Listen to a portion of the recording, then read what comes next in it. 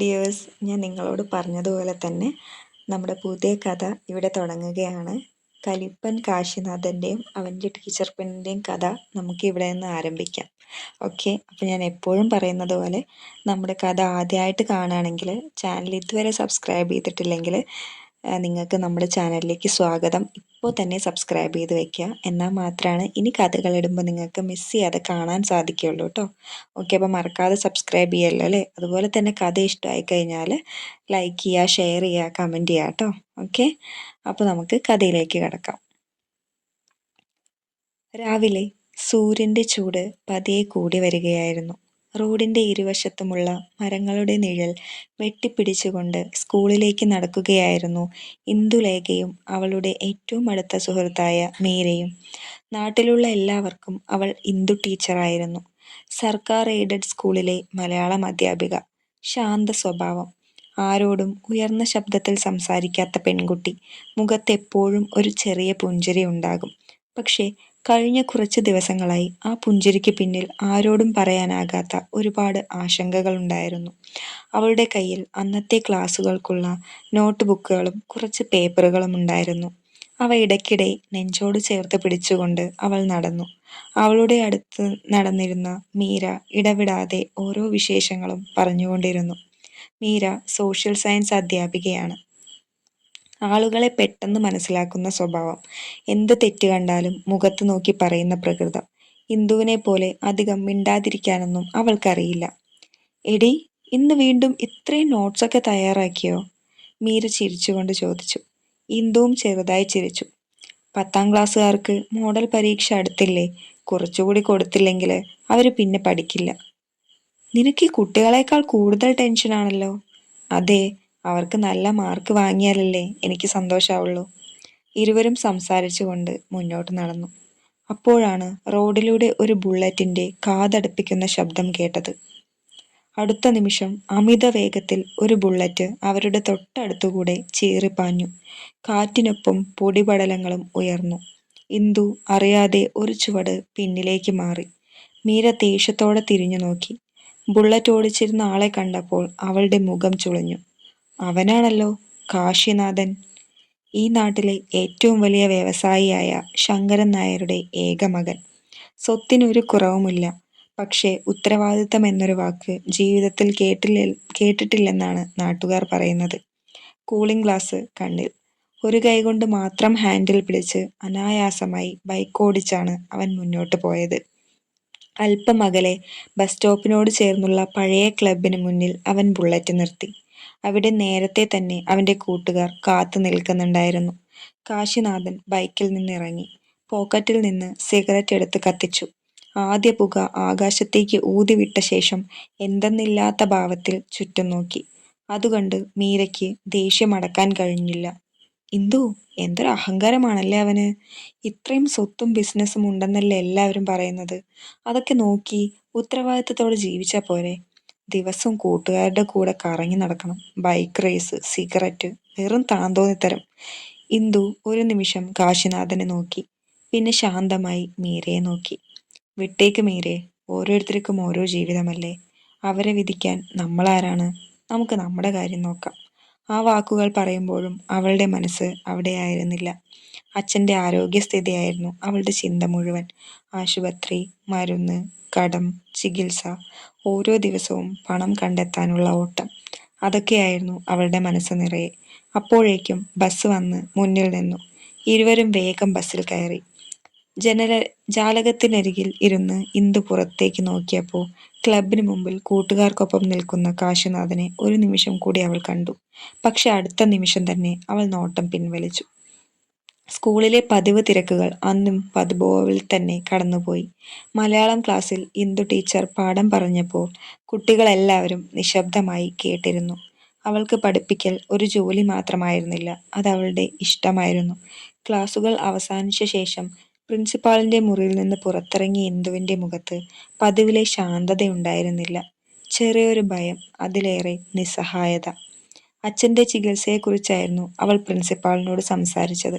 കുറച്ചുനേരം ആലോചിച്ച ശേഷം പ്രിൻസിപ്പാൾ പറഞ്ഞു, ഇന്ദുമോളെ, ഒരു കാര്യം ചെയ്യൂ. നമ്മുടെ സ്കൂളിൻ്റെ ഓണറായ ജാനകി അമ്മയെ ഒന്ന് പോയി കാണൂ. ഹരിശ്രീയിലാണവർ താമസം. വളരെ നല്ല മനസ്സുള്ള സ്ത്രീയാണ്. നിന്റെ കാര്യം പറഞ്ഞാൽ കഴിയുന്ന സഹായം അവർ തീർച്ചയായും ചെയ്യും. ഇന്ദു ഉടനെ മറുപടി പറഞ്ഞില്ല. ആ വാക്കുകൾ കേട്ട് അവൾ തല താഴ്ത്തി നിന്നു. ആരുടെയും മുന്നിൽ കൈനീട്ടാൻ അവൾക്ക് ഇഷ്ടമല്ലായിരുന്നു. ഒടുവിൽ പതിയെ പറഞ്ഞു, സർ, ജീവിതത്തിൽ ഇന്ന് വരെ ആരോടും ഞാൻ സഹായം ചോദിച്ചിട്ടില്ല. പക്ഷേ അച്ഛൻ്റെ അവസ്ഥ കാണുമ്പോൾ അവളുടെ ശബ്ദമിടറി. വേറെ വഴിയില്ലെങ്കിൽ ഞാനൊന്ന് പോയി കാണാം. പ്രിൻസിപ്പാൾ അവളെ ആശ്വസിപ്പിച്ചുകൊണ്ട് പറഞ്ഞു. ധൈര്യമായി പോകുമോളെ, എല്ലാം ശരിയാവും. ആ വാക്കുകൾ കേട്ടെങ്കിലും ഇന്ദുവിൻ്റെ മനസ്സിൽ അപ്പോഴും ഒരു വലിയ ചോദ്യമായിരുന്നു. സ്കൂൾ വിട്ട് ബെൽ മുഴങ്ങിയതോടെ കുട്ടികളുടെ ബഹളം മുറ്റം മുഴുവൻ നിറഞ്ഞു.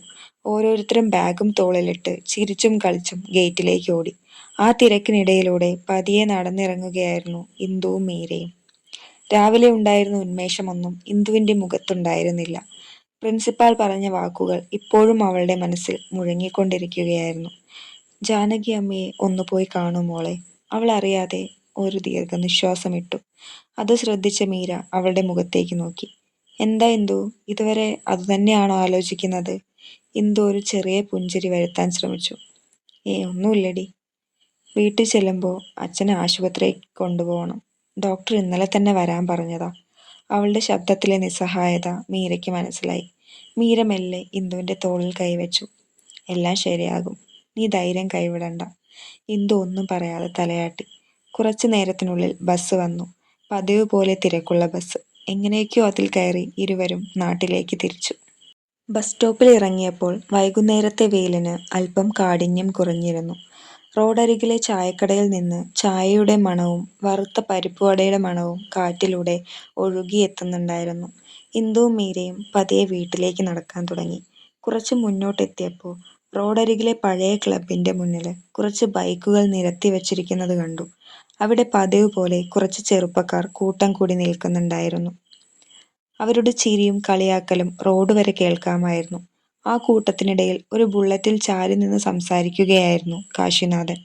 ഒരു കൈ പോക്കറ്റിലിട്ട് മറ്റേ കൈയിൽ കത്തുന്ന സിഗരറ്റ്. അവൻ എന്തോ പറഞ്ഞതും കൂട്ടുകാരെല്ലാവരും പൊട്ടിച്ചിരിച്ചു. അവരുടെ ചിരി കേട്ടപ്പോൾ മീര അറിയാതെ അങ്ങോട്ട് നോക്കി. ഇവർക്കൊന്നും വേറെ പണിയില്ലേ? അവൾ പിറുപിറുത്തു. ഇന്ദു ഒന്നും മിണ്ടിയില്ല. അവൾ തല കുനിച്ച് മുന്നോട്ട് നടക്കാൻ ശ്രമിച്ചു. അപ്പോഴാണ് കാശിനാഥന്റെ അടുത്ത് നിന്നിരുന്ന സന്ദീപ് അവളെ ശ്രദ്ധിച്ചത്. അല്ലടാ, അവൻ മെല്ലെ കാശിനാഥനെ തട്ടി വിളിച്ചു. ആ നടന്നു പോകുന്നത് രാഘവേട്ടന്റെ മോളല്ലേ? കാശിനാഥൻ സിഗരറ്റിൽ നിന്ന് ഒരു പുക കൂടി എടുത്തുകൊണ്ട് മെല്ലെ തലയുയർത്തി. അവന്റെ കണ്ണുകൾ ഇന്ദുവിലേക്ക് നീണ്ടു. സന്ദീപ് വീണ്ടും പറഞ്ഞു. പാവം, രാഘവേട്ടന്റെ കാര്യം കേട്ടില്ലേ? ചികിത്സയ്ക്ക് പോലും കാശില്ലെന്ന് ഇന്നലെ അച്ഛൻ പറയുന്നുണ്ടായിരുന്നു. വീടൊക്കെ പണയം വെക്കേണ്ട അവസ്ഥയിലാണെന്നാ കേട്ടത്. അത് കേട്ടതും കാശിനാഥന്റെ മുഖത്തെ ചിരി പതിയെ മാഞ്ഞു. സിഗരറ്റ് ചുണ്ടിൽ നിന്നെടുത്ത് താഴേക്ക് നോക്കി അവൻ കുറച്ചു നിമിഷം നിന്നു. വീണ്ടും തല ഉയർത്തിയപ്പോൾ ഇന്ദു പതിയെ നടന്നു പോവുകയായിരുന്നു. അവളുടെ മുഖത്ത് ക്ഷീണമായിരുന്നു. കണ്ണുകളിൽ ഉറക്കമില്ലായ്മയുടെ അടയാളങ്ങളും. അവൾ ഒരിക്കൽ പോലും ആ ഭാഗത്തേക്ക് നോക്കിയതേയില്ല. അവളെ നോക്കി നിന്ന കാശിനാഥൻ ഒന്നും സംസാരിച്ചില്ല. സന്ദീപ് അവന്റെ മുഖത്തേക്ക് നോക്കി. എന്താടാ, നീ എന്താ ആലോചിക്കുന്നത്? കാശിനാഥൻ പെട്ടെന്ന് നോട്ടം മാറ്റി. ഒന്നുമില്ല, അത്രമാത്രം പറഞ്ഞു. കയ്യിലിരുന്ന സിഗരറ്റ് നിലത്തേക്കിട്ടു. ഷൂ കൊണ്ട് അത് പതിയെ ചവിട്ടിക്കെടുത്തി തിരിഞ്ഞു നടന്നു. അവന്റെ ആ മാറ്റം കണ്ടപ്പോൾ കൂട്ടുകാർ പരസ്പരം മുഖത്തോട് മുഖം നോക്കി. സാധാരണ ഇങ്ങനെ ഒരു കാര്യത്തിലും ശ്രദ്ധിക്കാത്ത കാശിനാഥൻ ഇന്നെന്തോ ചിന്തയിൽ മുഴുകിയിരുന്നു. ഇന്ദുവും മീരയും പതിയെ ഇടവഴിയിലൂടെ നടന്നു. വൈകുന്നേരത്തെ കാറ്റിന് നല്ല തണുപ്പുണ്ടായിരുന്നു. റോഡരികിലെ തെച്ചിമരങ്ങളിൽ നിന്ന് ഇലകൾ മെല്ലെ വീഴുന്നുണ്ടായിരുന്നു. കുറച്ചു നേരം ഒന്നും സംസാരിച്ചില്ല രണ്ടുപേരും. ഓരോരുത്തരും ഓരോ ചിന്തകളിലായിരുന്നു. ആ നിശബ്ദതയ്ക്ക് വിരാമമിട്ട് മീരയാണ് ആദ്യം സംസാരിച്ചത്. ഇന്ദു, നാളെ സൺഡേ അല്ലേ? എന്താ പരിപാടി? ഇന്ദു ചെറുതായി ചിരിച്ചു. പ്രത്യേകിച്ചൊന്നുമില്ല. രാവിലെ അമ്പലത്തിൽ പോകണം. കുറച്ചു നേരം അവിടെ ഇരിക്കണം. ഇന്ദു പതിയെ പറഞ്ഞു. എന്തോ ഇപ്പൊ അവിടെ ഒന്ന് പോയി കുറച്ചു നേരം ഇരിക്കുമ്പോഴാണ് മനസ്സിനൊരു സമാധാനം കിട്ടുന്നത്. വീട്ടിലെ കാര്യങ്ങളൊക്കെ ആലോചിച്ചിരിക്കുമ്പോൾ ആകെ ശ്വാസം മുട്ടുന്ന പോലെ തോന്നും. അമ്പലത്തിൽ പോയി തൊഴുത് കുറച്ചു നേരം കണ്ണടച്ചിരുന്നാൽ എന്തൊക്കെയോ ഒരു ധൈര്യം കിട്ടും. മീര അവളെ നോക്കി ചെറുതായി ചിരിച്ചു. എന്നൊരു കാര്യം ചെയ്യാം, ഞാനും വരാം നാളെ. രണ്ടുപേർക്കും കൂടി ഒരുമിച്ച് പോകാം. ഇന്ദുവിന്റെ മുഖത്ത് ആദ്യമായി അന്ന് ആത്മാർത്ഥമായ ഒരു പുഞ്ചിരി തെളിഞ്ഞു. വാ, എനിക്കൊരു കൂട്ടാവും. കുറച്ചു നേരം കൂടി നടന്ന ശേഷം മീര വീണ്ടും പറഞ്ഞു. പിന്നെ ക്ഷേത്രത്തിൽ നിന്ന് ഇറങ്ങിയിട്ട് ആ ജാനകിയമ്മയെ ഒന്ന് പോയി കാണുന്നതിനെക്കുറിച്ച് ആലോചിക്കാം. വെറുതെ ഒരു ശ്രമം നടത്തി നോക്കുന്നതിൽ തെറ്റൊന്നുമില്ല. ഇന്ദു ഉടനെ മറുപടി പറഞ്ഞില്ല. അവൾ കുറച്ചു നേരം മിണ്ടാതിരുന്നു. പിന്നെ മെല്ലെ തലയാട്ടി. നോക്കാം, എന്തായാലും നാളെ തീരുമാനിക്കാം. മീരയും അതിനുശേഷം നിർബന്ധിച്ചില്ല. അപ്പോഴേക്കും അവളുടെ വീടെത്തിയിരുന്നു. എന്നാ ഞാൻ പോട്ടെ, രാവിലെ വിളിക്കാം. ശരി, നാളെ കാണാം. രണ്ടുപേരും പരസ്പരം പുഞ്ചിരിച്ചു. മീര വീട്ടിലേക്ക് കയറി. ഇന്ദു വീണ്ടും ഒറ്റയ്ക്ക് നടന്നു. വൈകുന്നേരത്തെ കാറ്റ് അവളുടെ മുഖത്തേക്ക് വീശിയെങ്കിലും മനസ്സിലെ ഭാരത്തിന് മാത്രം ഒരു കുറവുമുണ്ടായില്ല. കുറച്ചു കഴിഞ്ഞ് ഇന്ദു വീട്ടുമുറ്റത്തേക്ക് കയറി. അടുക്കളയിൽ നിന്ന് ചൂടപ്പത്തിന്റെ മണം ഒഴുകിയെത്തുന്നുണ്ടായിരുന്നു. അമ്മേ! ബാഗ് മേശപ്പുറത്ത് വെച്ചുകൊണ്ട് അവൾ വിളിച്ചു. ദാ മോളെ, അടുക്കളയിലുണ്ട്. അമ്മയുടെ ശബ്ദം കേട്ടതും അവൾ നേരെ അങ്ങോട്ട് നടന്നു. അടുക്കളയിൽ അപ്പം ചുട്ടുകൊണ്ടിരിക്കുകയായിരുന്നു സാവിത്രി. മകളെ കണ്ടതും അവർ ഒന്ന് ചിരിച്ചു. വന്നോ? ഇന്ന് നല്ല ക്ഷീണമുണ്ടല്ലോ. ഇന്ദു വെറുതെ ഒന്ന് പുഞ്ചിരിച്ചു. അതെ അമ്മേ, ഇന്ന് കുറച്ച് തിരക്കുണ്ടായിരുന്നു. സാവിത്രി അടുപ്പിൽ നിന്ന് അപ്പം എടുത്ത് പാത്രത്തിലേക്ക് വെച്ചു. പോയി മുഖമൊക്കെ കഴുകി വാ, ഭക്ഷണം എടുത്തു വയ്ക്കാം. ഇന്ദു തലകുലുക്കി. പിന്നെ എന്തോ ഓർത്തതുപോലെ അമ്മയെ നോക്കി. അമ്മേ, നാളെ മീര രാവിലെ വരാന്ന് പറഞ്ഞിട്ടുണ്ട്. രണ്ടുപേർക്കും കൂടി അമ്പലത്തിലൊന്ന് പോകാനാണ്. അത് കേട്ടപ്പോൾ സാവിത്രിയുടെ മുഖത്ത് ചെറിയൊരു ആശ്വാസം തെളിഞ്ഞു. പോയിക്കോ മോളെ, കുറച്ച് ദിവസമായില്ലേ നീ മനസ്സ് തുറന്നൊന്ന് ചിരിച്ചിട്ട്. ദൈവത്തിന്റെ മുന്നിൽ പോയി പ്രാർത്ഥിക്ക്. മനസ്സിനൊരു സമാധാനം കിട്ടുമെങ്കിൽ അതിലും വലിയ കാര്യം വേറെയില്ല. അമ്മയുടെ വാക്കുകൾ കേട്ട് ഇന്ദു മെല്ലെ ചിരിച്ചു. അച്ഛൻ എന്തിയേ? അവൾ പതിഞ്ഞ ശബ്ദത്തിൽ ചോദിച്ചു. സാവിത്രിയുടെ മുഖത്തെ ചിരി പതിയെ മങ്ങി. അകത്തുണ്ട്. മരുന്ന് കഴിച്ചതിന് ശേഷം ഉറങ്ങിയതായിരുന്നു. ഇപ്പോൾ ഉണർന്നിട്ടുണ്ടാവും. ഇന്ന് വേദന കുറച്ച് കൂടുതലായിരുന്നു. ആ വാക്കുകൾ കേട്ടപ്പോൾ ഇന്ദുവിന്റെ ഹൃദയം ഒന്ന് പിടഞ്ഞു. ഡോക്ടർമാർ പറഞ്ഞത് വീണ്ടും അവളുടെ മനസ്സിലൂടെ കടന്നുപോയി. അച്ഛന് ലങ് ക്യാൻസർ ആണ്. ആ വാക്കുകൾ കേൾക്കുമ്പോഴൊക്കെ നെഞ്ചിനുള്ളിൽ എന്തോ തകർന്നു പോകുന്നത് പോലെ അവൾക്ക് തോന്നും. പക്ഷേ അച്ഛന്റെ മുന്നിൽ ഒരു തുള്ളി കണ്ണീർ പോലും കാണിക്കരുതെന്ന് അവൾ സ്വയം തീരുമാനിച്ചിരുന്നു. ഞാൻ അച്ഛനെ ഒന്ന് കണ്ടിട്ട് വരാം. അതും പറഞ്ഞ് ഇന്ദു മെല്ലെ അച്ഛന്റെ മുറിയിലേക്ക് നടന്നു. മുറിയുടെ വാതിലിന് മുന്നിലെത്തിയപ്പോൾ ഒരു നിമിഷം അവൾ നിശ്ചലമായി നിന്നു. അകത്തുനിന്ന് രാഘവന്റെ ചുമ കേൾക്കുന്നുണ്ടായിരുന്നു. അത് കേട്ടപ്പോൾ അവളുടെ കൈ അറിയാതെ വാതിലിന്റെ പിടിയിൽ മുറുകെ പിടിച്ചു. അവൾ മെല്ലെ വാതിൽ തള്ളി അകത്തേക്ക് കയറി. ജാലകത്തിലൂടെ വീണ സന്ധ്യാവെളിച്ചം മുറിയാകെ പരന്നു കിടക്കുകയായിരുന്നു. കട്ടിലിൽ തലയണയിൽ ചാരിയിരിക്കുകയായിരുന്നു രാഘവൻ. ഒരു കാലത്ത് നാട്ടിലെ എല്ലാവർക്കും ഓടി നടന്ന് സഹായം ചെയ്തിരുന്ന മനുഷ്യൻ ഇന്ന് എഴുന്നേറ്റിരിക്കാൻ പോലും പ്രയാസപ്പെടുന്ന അവസ്ഥ. ഇന്ദുവിനെ കണ്ടതും അദ്ദേഹം ചിരിക്കാൻ ശ്രമിച്ചു. വന്നോ മോളെ? ഇന്ദുവും അടുത്തു ചെന്ന് കട്ടിലിരുന്നു. വന്നു അച്ഛാ. ഇന്ന് എങ്ങനെയുണ്ട്? രാഘവൻ ചെറുതായി ചിരിച്ചു. എനിക്ക് കുഴപ്പമൊന്നുമില്ല. നിങ്ങളെ വെറുതെ പേടിക്കുന്നതാ. ഇന്ദു മുഖം ചൊളിച്ചു. അച്ഛൻ കള്ളം പറയണ്ട. അമ്മ പറഞ്ഞല്ലോ ഇന്ന് വേദന കൂടുതലായിരുന്നെന്ന്. രാഘവൻ കുറച്ചു നേരം മിണ്ടിയില്ല. പിന്നെ അവളുടെ തലയിൽ മെല്ലെ കൈവച്ചു. വേദനയൊക്കെ ഉണ്ടാവും മോളെ, അതൊന്നും പുതുമയല്ല. പക്ഷേ അതൊക്കെ ആലോചിച്ച് നീ ഇങ്ങനെ മുഖം വാടിയിരുന്ന എനിക്ക് അതാ കൂടുതൽ വിഷമം. ഇന്ദുവിന്റെ കണ്ണുകൾ നിറഞ്ഞു. അത് അച്ഛൻ കാണാതിരിക്കാൻ അവൾ വേഗം മുഖം തിരിച്ചു. രാഘവൻ അത് കണ്ടു. ഇന്ദു, എന്നെ നോക്ക്. അവൾ മെല്ലെ മുഖമുയർത്തി. എത്ര തവണ പറഞ്ഞിട്ടുണ്ട് ഞാൻ എൻ്റെ മുമ്പിലിരുന്ന് കരയരുതെന്ന്. അവൾ രാഘവന്റെ കൈ രണ്ട് കൈ കൊണ്ടും ചേർത്ത് പിടിച്ചു. അച്ഛാ. രാഘവൻ ചിരിച്ചു. എടി പൊട്ടിപ്പെണ്ണെ, ഞാൻ ഇപ്പോഴൊന്നും എങ്ങോട്ടും പോവില്ല. നിന്റെ കല്യാണം കൂടെ കണ്ടിട്ടേ ഈ അച്ഛൻ കണ്ണടയ്ക്കൂ. അത് കേട്ടപ്പോൾ ഇന്ദു പെട്ടെന്ന് പറഞ്ഞു. ആദ്യം അച്ഛന് സുഖാവണം, അത് കഴിഞ്ഞു മതി ബാക്കി കാര്യങ്ങൾ. രാഘവൻ എന്തോ പറയാൻ തുടങ്ങിയതും പുറത്തു നിന്ന് സാവിത്രിയുടെ ശബ്ദം കേട്ടു. മതി രണ്ടാളും സങ്കടം പറഞ്ഞിരുന്നത്, വാ ഭക്ഷണം കഴിക്കാം. രാഘവൻ ചിരിച്ചു. കേട്ടോ, അമ്മ വിളിക്കുന്നു, പോയി കൈ കഴുകി വാ. ഇന്ദു എഴുന്നേറ്റു. വാതിൽക്കൽ എത്തിയപ്പോൾ രാഘവൻ വീണ്ടും വിളിച്ചു. മോളെ. അവൾ തിരിഞ്ഞു നോക്കി. നാളെ സൺഡേ അല്ലേ? കുറച്ചു നേരമെങ്കിലും പുറത്തിറങ്ങണം കേട്ടോ. എപ്പോഴും ഈ ആശുപത്രിയും വീടും എന്ന് പറഞ്ഞ് നടക്കണ്ട. ഇന്ദു ഒരു പുഞ്ചിരിയോടെ തലയാട്ടി. ശരി അച്ഛാ, നാളെ മീരയുടെ കൂടെ അമ്പലത്തിൽ പോയിട്ട് വരാം. ആ, അങ്ങനെ ആവട്ടെ. അത്താഴ സമയത്ത് മൂവരും ഒരുമിച്ചാണ് ഇരുന്നത്. പക്ഷേ മൂന്ന് പേരുടെയും മനസ്സിൽ മൂന്ന് ചിന്തകളായിരുന്നു. സാവിത്രി ഭക്ഷണം വിളമ്പുമ്പോൾ ഇടയ്ക്കിടെ രാഘവനെ നോക്കുന്നുണ്ടായിരുന്നു. മരുന്ന് സമയത്ത് കഴിച്ചോ? വേദന കൂടുന്നുണ്ടോ? അതാണ് അവരുടെ ചിന്ത. രാഘവനാകട്ടെ ഇന്ദുവിന്റെ മുഖത്ത് നിന്ന് കണ്ണെടുക്കുന്നില്ല. മകളുടെ ക്ഷീണിച്ച മുഖം കാണുമ്പോൾ അദ്ദേഹത്തിന് നെഞ്ചു നീറുകയായിരുന്നു. ഇന്ദു മാത്രം രണ്ടുപേരെയും നോക്കി ചിരിക്കാൻ ശ്രമിക്കുന്നുണ്ടായിരുന്നു. പക്ഷേ ആ ചിരിക്ക് പിന്നിൽ എത്ര കണ്ണുനീർ ഒളിച്ചിരിക്കുന്നുവെന്ന് അവൾക്ക് മാത്രമേ അറിയാമായിരുന്നുള്ളൂ.